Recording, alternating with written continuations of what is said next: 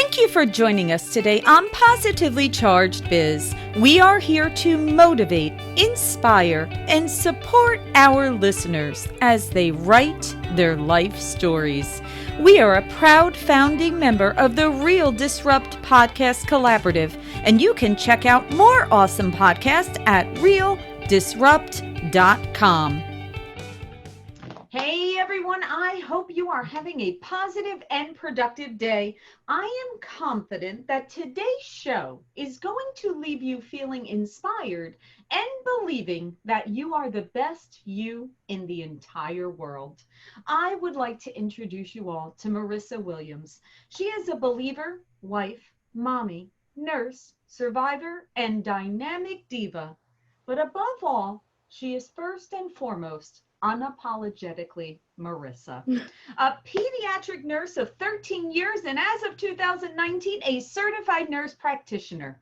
Marisa is a breast cancer survivor of 1 year. She went one round with cancer and won by a knockout. She's a dynamic diva as an independent consultant with Paparazzi Accessories, a $5 jewelry company where she makes sure that every woman, man, child, dog, cat, and rat is wearing amazing, affordable quality accessories.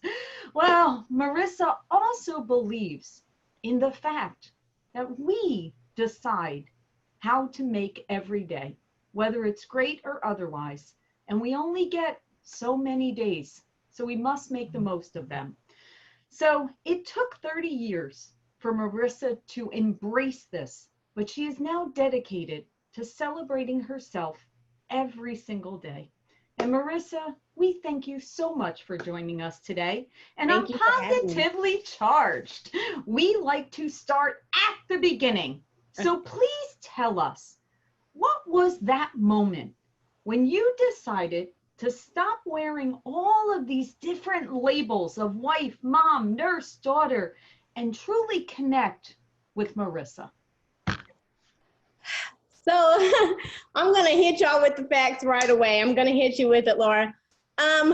Honestly, and I hate to be so cliche about it, but I had to hit the bottom before I realized, all of those titles and all of that didn't matter. Kind of as you said in your intro, and we've talked about it, I was 30 something years old, and all of a sudden, one day, don't know what happened exactly that broke the camel's back, but the camel's back broke. And I was overwhelmed with anxiety. I was overwhelmed with depression, so much so that it sent me to doctor's visits, to the hospital, and all of that. And I realized, what is going on? I am a wife. I have this beautiful husband. I had at that time, I just had one child. I love my child. I had this amazing career as a pediatric nurse. Basically, I had all that I wanted. I own a home. I had it all. So why was I having anxiety and depression? These were things people would want. I had the titles, but I wasn't fulfilled, and I couldn't figure out why, because again, I had it all. So that was one piece of it. And then I decided to take the road that some people don't take. I went to counseling and kind of had to unpack some things, and realized that I hid behind my titles. I was afraid to be unapologetically me, because I didn't know how other people would handle it, how other people would take me being as I am. So that's just kind of, we'll stick a pin in that, all right? So I thought I had figured it out. I went to counseling, everything was golden, my life was better. And then in 2019, everybody's making their resolutions in January, and I don't make resolutions because I don't like to lie to myself and and all of that good stuff. But I said, and as you said, I am a believer, and I appreciate everybody's different beliefs, but I'm a believer, and I said, and I had a conversation with God right before January, and I said, I want you to do a greater work in me. I'm living my life. I'm a nurse. I'm impacting people's lives. But I want to be greater. I want to do something greater, And so I got my answer. In July, I got my answer. And July 13th, 2019, I got a phone call, and it was a radiologist who said, Marisa, it is what we think it is. You do have cancer. Oh. And so at that moment, I knew my resolution, or not my resolution, but my desire was being fulfilled. The request that I had made known was being fulfilled, that this was the time that a greater work was going to be done in me. And to kind of go back, I know I'm talking all around your question, but to go back, it was at that moment that I realized I had to be unapologetically Marisa. You know, it didn't matter that I was a wife.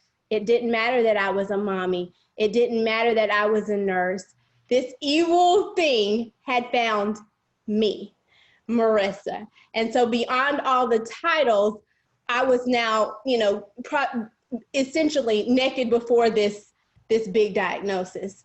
And so I realized at that point, I only get so many days. Yeah. And I can continue to fulfill the expectations of all these titles and be overwhelmed by all of them, or I could just be me and enjoy being me. And so I think it was at that moment that, even beyond the anxiety and depression of years before, that I realized that I'm going to spend the rest of my days being who I am designed to be. Okay, so you said a lot. All right, so let's go back. I'm sorry. No, that's a good thing. You did a great job. I want to make sure we go deep on some of those things. Okay, so let's go back a little bit. So take me back, and Marisa, I think almost everyone, regardless of where they are in their life, I think everyone at some moment in their life has almost had a sense of guilt come over them, where they say, why do I feel down? Or why am I upset with the life I have? Others would be, they would kill to have my life. They would want everything I have. Why do I have the right to be sad or be upset or have anxiety? I think at some point everyone has done that. Mm-hmm. So that's the first thing. And I think one of those things is recognizing it, right? Because, mm-hmm. You know, it's interesting. You spoke about you're a believer. The lesson at my church this weekend was actually about openly speaking about people experiencing anxiety right now. And they actually mm-hmm. gave a quote that prior to COVID, 1 in 5 people suffered from anxiety. Mm-hmm. They said during COVID, it's 50%. Mm-hmm. 50% of people are actually experiencing it. Okay, yeah. So you have all these different emotions that you're experiencing a few years ago. Okay, so you recognize I need to act, I need to do something, I'm going to seek counseling, and you work through some of those things. But that didn't really get you to the point of where you're like, okay, now I realize every day needs to be the best day I can have. And, you know, they say that when you go through something very traumatic, whether it's with yourself or a family member, it could be someone else went through that trauma, you go through that type of thing. But Marisa, I'm curious, how do you keep your mind that way? Because I think we all get caught up in being mommy, being wife, being nurse, being friend, being daughter, being all of these different things. How do you recommend people stay focused on actually understanding this day is gone? You know, we're going to go to sleep tonight. That's it. It's the past. Mm-hmm. How do you continue to live that way every day? I just have to constantly keep it before me. Okay. You know what I'm saying? Constantly remind myself, I have this thing that good or bad, usually I associate with bad, everything is time limited, you know? So even in the worst moments, I had a manic Monday today. It was crazy. The computer wasn't working, this, that, and the third. It's time limited. This will not last forever, and this too shall pass. And so I think that that can be said for negative, but also it can be said for those positive moments. I, used to be one of those people that I always had my phone out when I was at an event. And I was capturing the moment, but I wasn't living in it.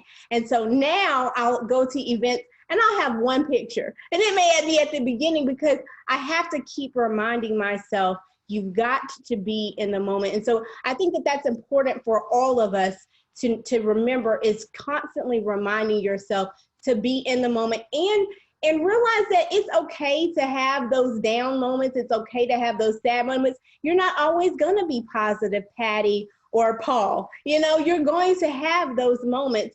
And, sit in your vulnerability and experience those down moments, but then pick yourself up, brush yourself off. And I think too, as a believer, that was hard for me to even go to counseling, first of all, because, I feel like God handles it all, but I am proud to say that I have Jesus and a therapist.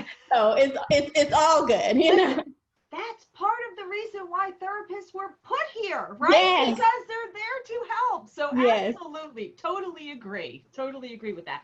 Now, you do believe in having a positive mindset. I know that's part of kind of your thought process. And how do you stay in a positive mindset? Yes, you're going to have those moments, but what are some things that you do to keep that? To just keep a positive mindset. One of the things that I do is realize that I have this cup, and it's full, and I can pour into my husband, I can pour into my children, I can pour into my patients, but I gotta keep some of that for me. And that was the initial part of my anxiety and depression, is that I was pouring from an empty cup. So I had to tap into, what do I enjoy, and really get to know myself. I enjoy helping others. That's why I want to tell my story and explain my story. I enjoy helping others. And so I think, maybe that was why I was given this mountain, to show other people that it could be moved. And so yes, it was a big mountain, but again, it tapped into what I enjoy. I enjoy, as we've talked about a little bit, giving joy to other people. I call it Jewelry Joy with my accessories company that I'm a part of, but I enjoy giving joy to other people. So you really have to, kind of quote unquote, not to be, you have to stand before yourself and really expose yourself, be naked before yourself, figuratively, and say, what is it that gives me joy every day? And then you just constantly have to wake up with that mindset. I love that. And that is great advice. And the cup really is a wonderful analogy, right? We all know that, or the analogy of the putting on your own oxygen before you help someone else. A lot of times we're so busy helping, trying to be there as the caretaker and the nurturer of everyone else, that you forget about yourself. And when you're in the best positive mindset and you're healthy and you're strong and you've taken care of yourself, you can help that many more. So I love that. And that is a great way to think about it, of you have to have always something in your cup in order to give it to others. And, again, this whole, in our society, especially now, I'm actually curious of your thoughts on this, especially now, it's tough that in a social media world, people are constantly seeing this, they quote, the highlight reel, right? Everyone sees the highlight reel of everyone's fantasy worlds, that, only the good stuff is out there. And sometimes, people get sad about seeing that, where their friends or their colleagues or other people are doing all these amazing, wonderful things.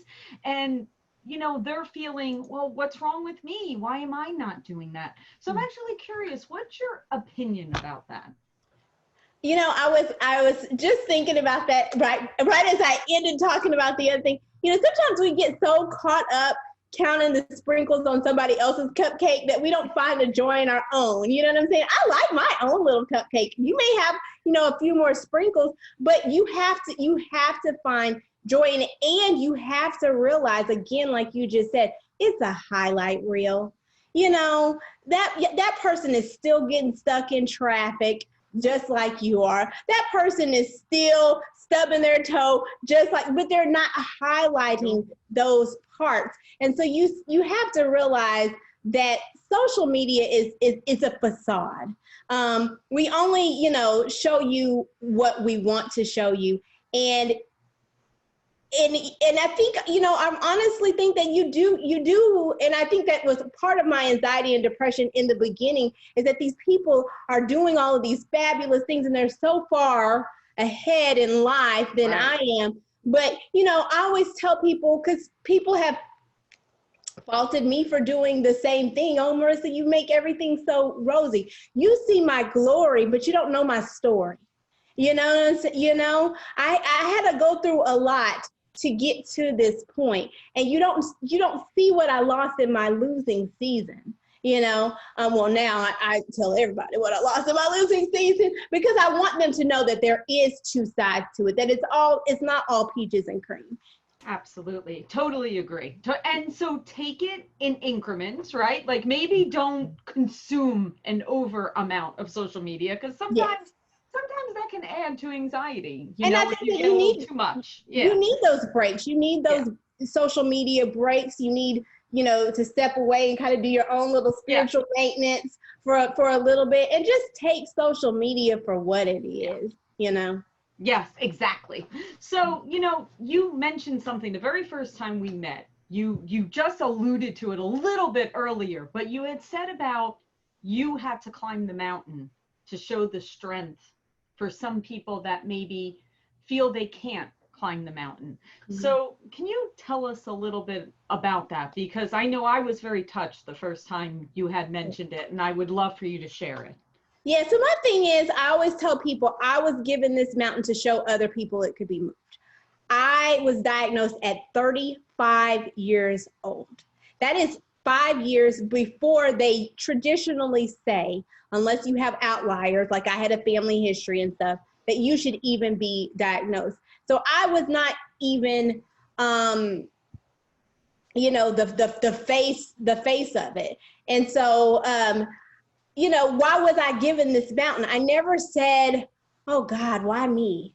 You know, I knew why me, because in January I had said, I want you to do a greater work in me. And again, I am more of a vocal person. I am not afraid, but some people are afraid.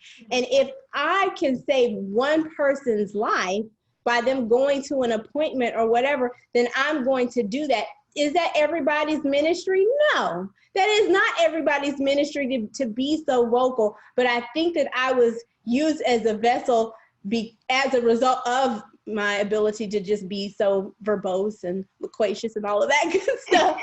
So yeah, that's not everybody's ministry, but it definitely is mine, and it's something that I don't shy away from. And I'm glad that I have the mouthpiece to show that this mountain can be moved. Yes, and that is so important. Just what you just said. If it makes a difference of one woman that goes and says, oh, I've been putting off my appointment, or, oh, you know, I don't want to do that because of other things that are happening. No, you still have to go to those appointments. You still have to get your testing. You still have to listen to your body, right? And I don't limit it to just breast cancer. I know we get caught up in the breast cancer thing, but, you know, there are men who don't go to their annual checkups. They're, you know, and it's beyond, you know, the doctor. It's, you might need a mental checkup. You need to go to your therapist. You need to go to your dentist. You know, dental health is attached to heart health. You need to do all of that. But, you know, it's just a checklist for yourself. I want to express to everybody, it's not just about breast cancer. It's so much bigger than that. Absolutely, 100%. All right, so now since that, okay, so thank goodness you are good to go at this point, thank God. And you even have a new baby, right? You even went through, wow. So what was that of you're going through all of this and then you find out you're pregnant? Like that's a whole nother set of emotions coming into play. Yes. So actually, before I found out I had the breast cancer, like I said, I was 35. I went to the doctor because I was 35 and I was like, well, I'm interested in having another baby. Let me, and thankfully I do have the medical background. Let me just go do lab work just to make sure everything's a go. And so I did. And one of the things the doctor kind of put it in at the last minute. Oh, Marissa, you got this family history of breast cancer. Let's go ahead and just check that off the list so we don't even have to worry about it. Not a big deal. We're going to do it. It's just going to be something that you're going to check off the list. Okay. And so I did. And that first mammogram didn't look so good. And so they said, okay, let's do another one. And it didn't look so good. Okay, let's do a biopsy. And it didn't look so good. And so, so there was a pause in my plan. I had planned to go in just to kind of do some things to prepare me for pregnancy. And I had a pause in the plan, but I gave birth to something much greater. I gave birth to a bigger story, a bigger testimony. And at the end of that, because of my form of breast cancer, it was tied to hormones. I chose to be very radical in my approach, and I'm not ashamed. I used to be ashamed, but I'm not ashamed. I was very radical in my approach just because of my family history. I cut my losses literally and had a double mastectomy. And then after my double mastectomy, I forgot that I was even, I'd really forgotten about the baby, to be completely honest with you. I was so tied up in this cancer thing that I forgot about the baby completely. And about 2 weeks before I was supposed to have a second surgery, I decided to take a pregnancy test. And literally, when I tell you, it didn't even, literally, immediately, it was positive. And I said, wow, everything had come full circle. And I have a 9-year-old daughter. She was 8 at the time. And I did tell her in age-appropriate terms, what was going on with me. I don't tell her too much, but as she ages, I give her a little bit more. And so I asked her, her name is Layla. I said, Layla, do you know why mommy had to have surgery?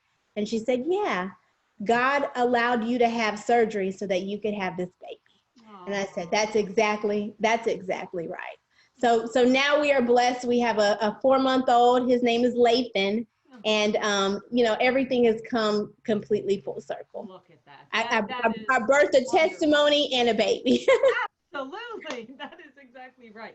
All right. So at least there's not enough happening here, Marissa. You've survived cancer. You've had another child, your second child. And then you're also a pediatric nurse, of course. And then you decide, let's just throw in paparazzi accessories on top of that. So I'm just curious, what spurred you to say, okay, I'm doing all these other things and it's all about, I understand my path, but let's do something else. So tell me what that moment was. And I know you get a lot of joy out of that. So tell us a little bit as of, how that makes you feel and why you continue to do it.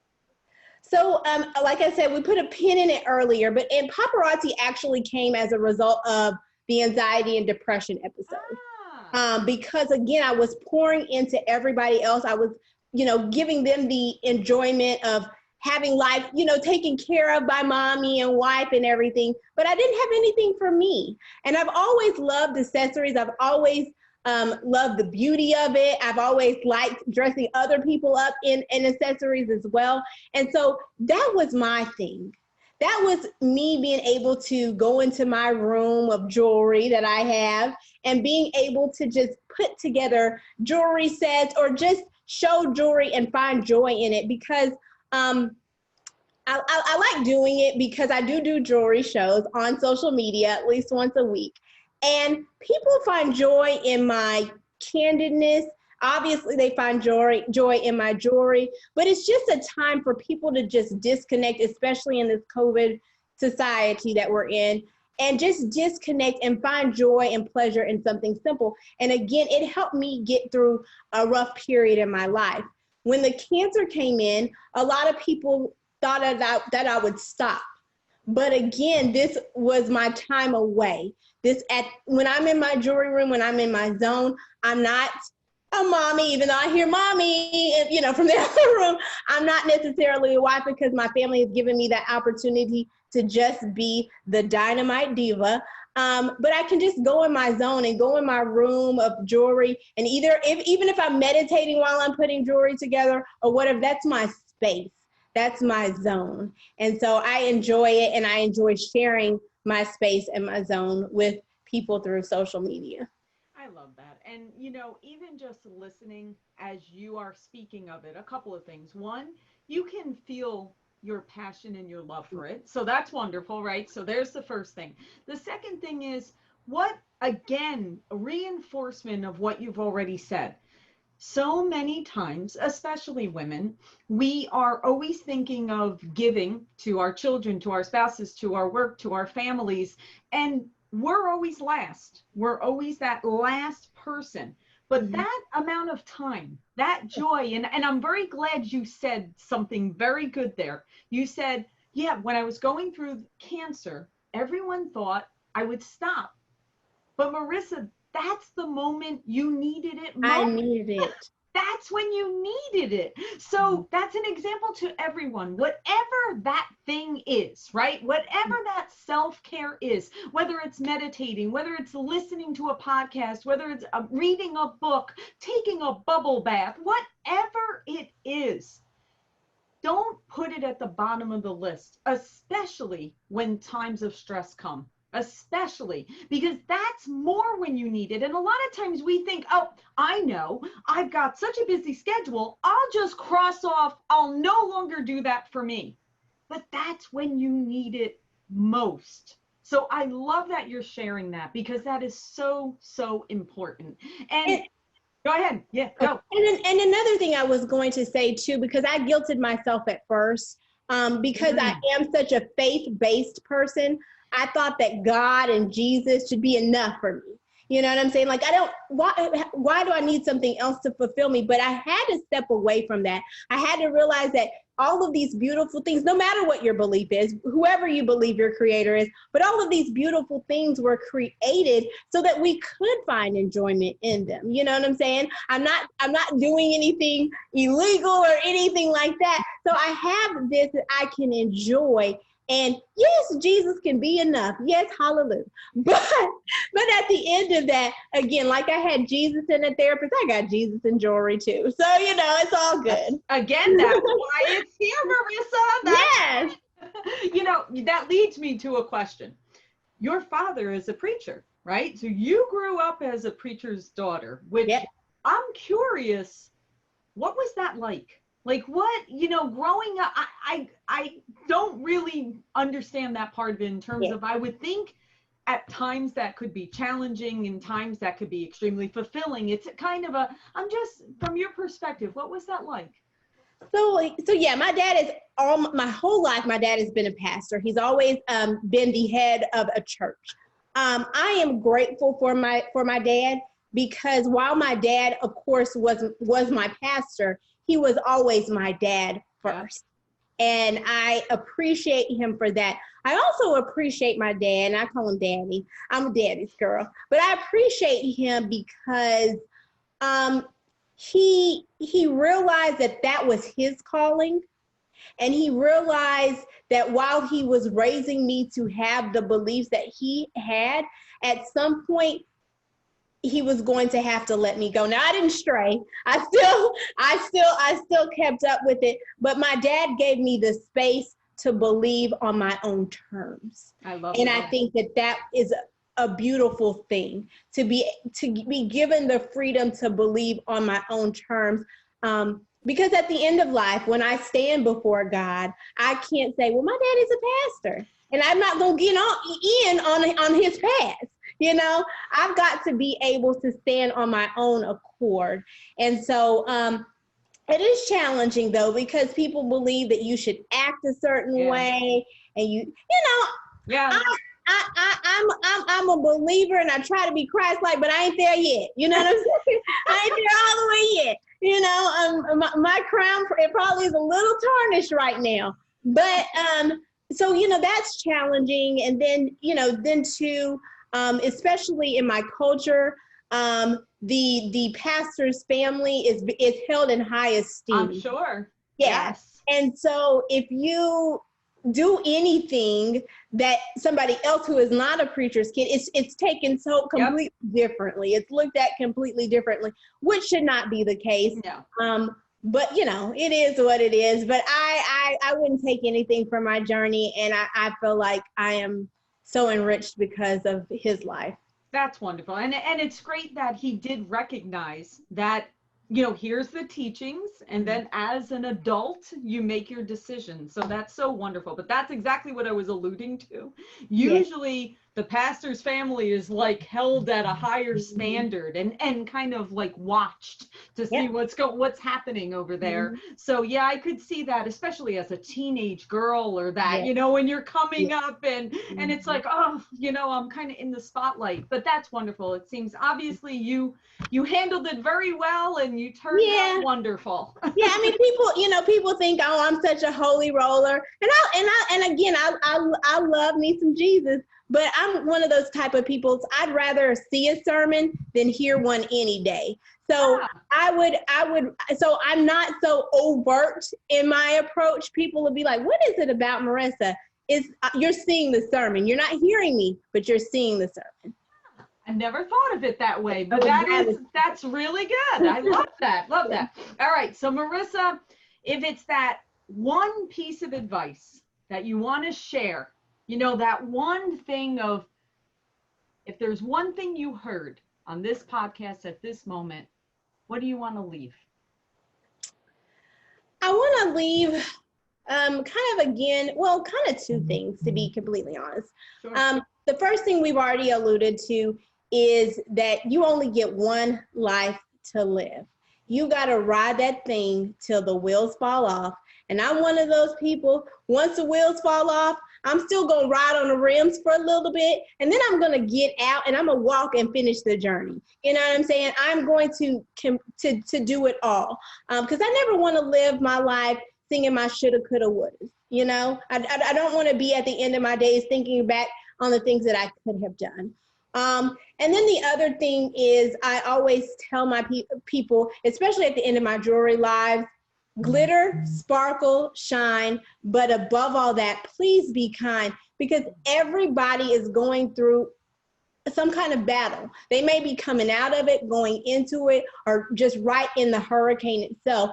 But you have to be kinder to people than you even think you are being. You really need to be kind to people, because again, I was silent about my journey for just a little bit, a couple of months, just so I could process it. But again, I was going through something and people were being mean and cruel. And so it puts perspective on everything. And then I also say another thing I say, and it's not, preacher's kid correct necessarily, but I always tell people, talk to everybody, learn life lessons from everybody, especially with my paparazzi team of ladies and men that I help to lead. You know, I always tell them, talk to the pimp and the pope, everybody along the spectrum, because you can find everybody, like you said last Thursday, everybody has a story. Everyone has a story. The pimp has a story, the pope has a story. And we can learn from all of them. And there's beauty in both of them, you know, and we can learn from the story of both of them and gain so much. And then we could be a blessing to both of their lives in so many different ways. And so I think that's the biggest thing that I would leave, is just enjoy everybody, because everybody has a story. I love it. I love it. All right. We're going to end with, how can people learn about paparazzi accessories, follow you, learn more about, because Marisa, this has been so valuable. Thank you so much for opening up and telling your story and sharing your story. I know it's going to certainly leave people inspired and motivated, and we just thank you for joining us. So how can people learn more? Absolutely. So I'm an open book. I actually have a public Facebook page. You can find me on Facebook as Marisa Williams. I do not mind people following me and being my friend on Facebook. I am an open book. Otherwise, I wouldn't put it out there, because I want you to be on this journey with me, and I want you to see it all, the good, the bad, the ugly. So you can follow me, Marisa Williams, for my paparazzi accessories. I actually go live on that page. And then I have a VIP group on Facebook, and it's Marissa's Paparazzi Pieces VIP group. All right. And then I also am on Instagram, and on Instagram, because there's a lot of Marisa Williams somehow, I am Williams Marissa on Instagram, but you can definitely find me there as well. And then, of course, I have a paparazzi page. Paparazzi website. We get new inventory daily, Monday through Friday. It posts every day, Monday through Friday. And so that's www.paparazziaccessories.com/dynamite diva. Yes, and I've checked out her accessories, and they're beautiful. They're so inexpensive, and absolutely, $5. $5. So definitely recommend, ladies, check it out. And Marisa, you are a true joy. We wish you all the best in everything, best to family, everything, and be well. Take care. Thank you. Thank you for joining us for another episode of Positively Charged Biz. I'm Laura Brandeo, and we are here to motivate, inspire, and support our listeners as they write their life stories. If you have an inspiring story, please email me at laura@positivelycharged.biz. And remember to subscribe to hear more great guests. And connect to us on Facebook at Positively Charged and Instagram at Positively Charged Podcast. Until next time, we wish you a positive day.